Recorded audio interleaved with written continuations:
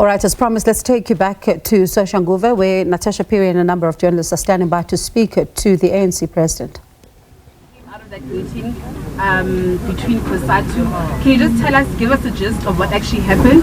Furthermore, I've got two more questions, Mr. President, so I'll just fire all at once.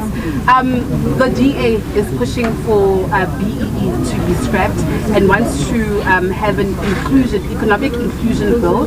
Have they consulted the ANC as the GNU? And lastly, I don't know if you were paying attention to the ad hoc committee proceedings last week, where the Minister of Police suspended Mkunu had said he told you about the disbandment of the PKTT. Did he tell you? Did you agree that the PKTT must be disbanded? Thank you. Well, let's start off with the very last question. I appointed the Madanga Commission to investigate and go into the allegations that have been made against Minister Mkunu. So a lot has been said, and a lot will continue to be said. As the person who appointed the commission, I will await the moment when the proceedings end and when a report is tabled to me before I comment. I cannot run a contemporaneous commentary about the proceedings that are taking place, and my approach is I will wait until all the matters are properly ventilated, and thereafter we will be able to comment. So I think let's wait for that moment, and in fact it is with due respect and regard to the work that is being done by the Judge Madanga and the other commissioners. It is only correct that we should wait until they have proceeded further with the work that they are doing. The issue of BEE, as it's being raised by the DA, I have not yet seen their proposals. What they are suggesting is what I have not yet seen. Currently, we have a BEE policy that is rooted and underpinned by our constitution and the laws that we have passed.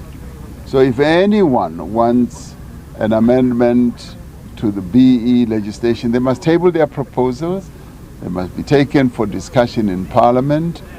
And at the moment, the BEE policies, legislation, regulations as they stand apply without any dilution whatsoever. And we will continue to insist that the BEE process of transforming our economy is the correct approach that we have crafted to transform our economy, to make sure that participation in the economy of our country is inclusive, because hitherto it has not been inclusive, it's been exclusive.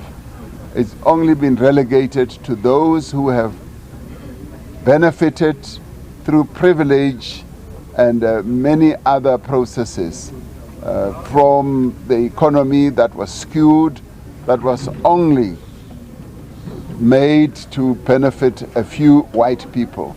So from our point of view, the BEE policies are meant to benefit all South Africans, and those policies remain. With regard to the discussions that we've had with Cosatu, I left before the meeting ended. Our bilateral with Cosatu was long in the making. We had not met in bilateral for a long time. However, we have continued to be allies. We have continued to act together, to be involved in campaigns together, in various activities and iterations. So we are not strangers to one another, we are allies. We are allies of the alliance, and today we were meeting to continue to strengthen that alliance, to solidify it, and to discuss issues that are common amongst us. Those that are problematic, we will find solutions for.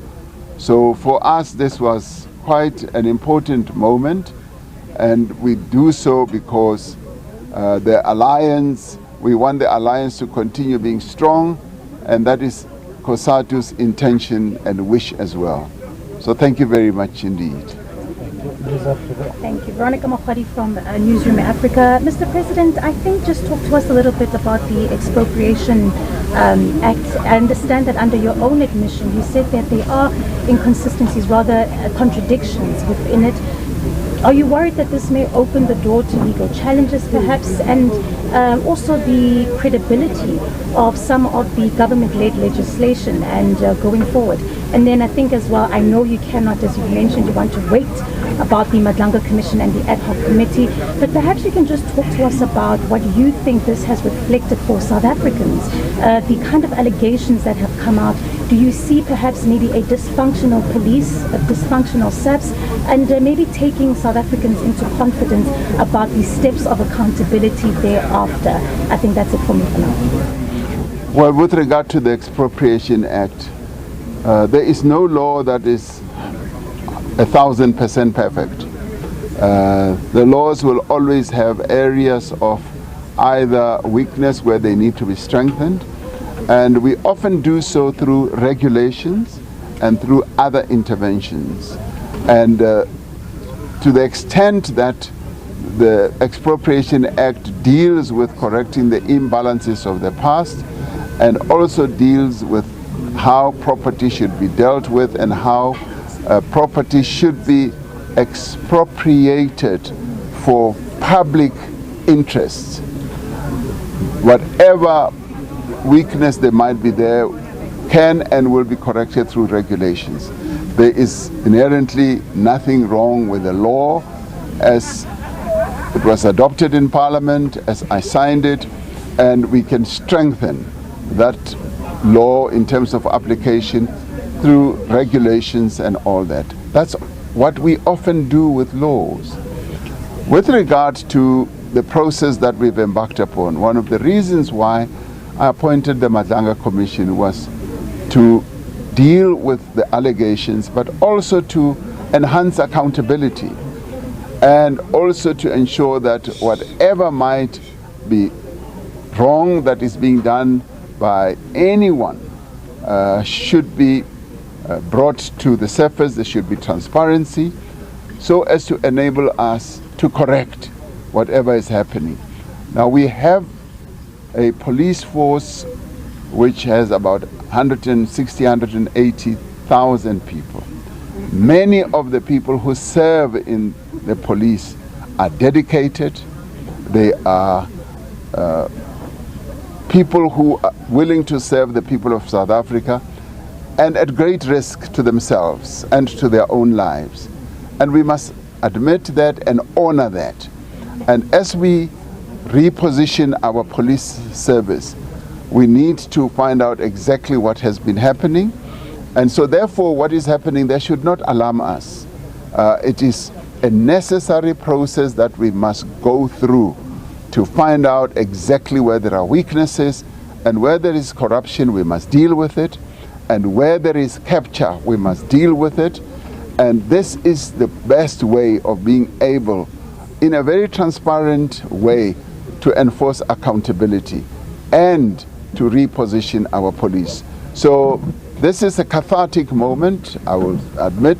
It's a difficult moment for us as South Africans. However, it is necessary that we should go through this moment so that we correct whatever has been going wrong in the police. Thank you very much. Just the last Have a question, good please, evening Mr. to all of you. Just very quickly on Tlou Cholo, we were speaking earlier with some of the members here in the community, and they gave a reflection, and can imagine the conversations you had behind the closed door, that the generation of Tlou Cholo somewhat feel betrayed in regards to the current state of the country and the current state of the liberation movement and the organization that is the ANC.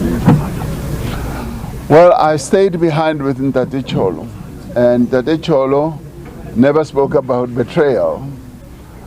He's a loyal and dedicated member of the ANC, and he is grateful that the ANC has continued with the struggle till today. In fact, he said the struggle must go on. It has not ended.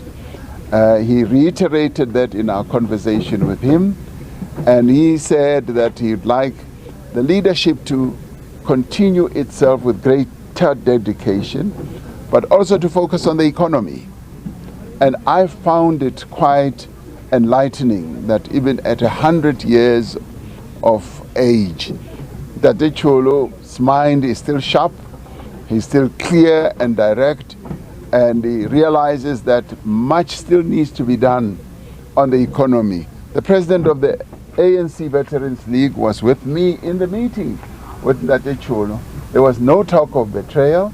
There was much talk about strengthening our resolve and the wish that he put forward. And I will take that wish as a directive from a veteran like Cholo, where he said, President, I want you, together with other leaders, to ensure that you remain dedicated, transform the economy of our country, because the life of South Africans revolve around the economy, and where he also said, we want members of the ANC to be disciplined and be organizational like he has been. And so that for me was heartening.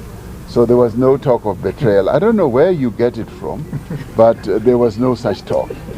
So thank you very much. Thank you, Mr. President. You're taking chances. I'm taking chances.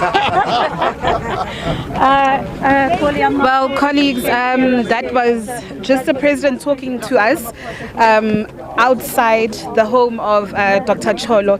In case you've just, to our viewers who have just tuned in, we asked the president there on the sidelines of this visit on a number of questions, just namely what actually happened in the ad hoc committee.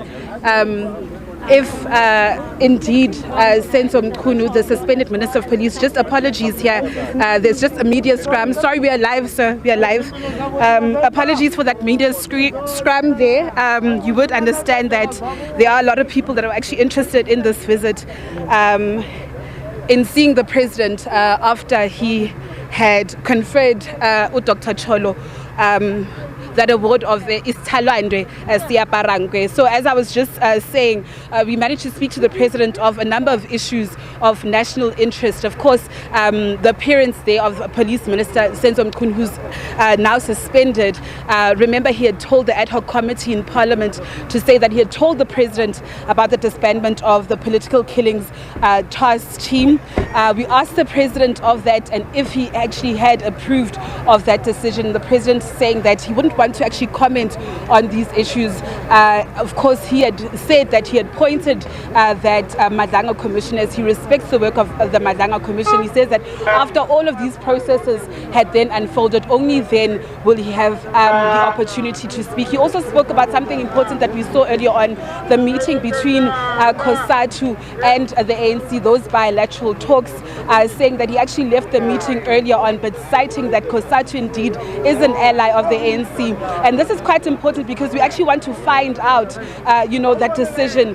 Will Cosatu be supporting the SACP, as the SACP had decided to go alone at the elections? We know that a number of Cosatu affiliated unions had said that they would be supporting the SACP. And remember, time immemorial, we spoke when speaking to the ANC President and the ANC Secretary General Fikile Mbalula. They had said that they want to persuade, the SACP out of this, decision. When asking also the president about that important story also that happened today, the DA says they want to scrap or push the BEE.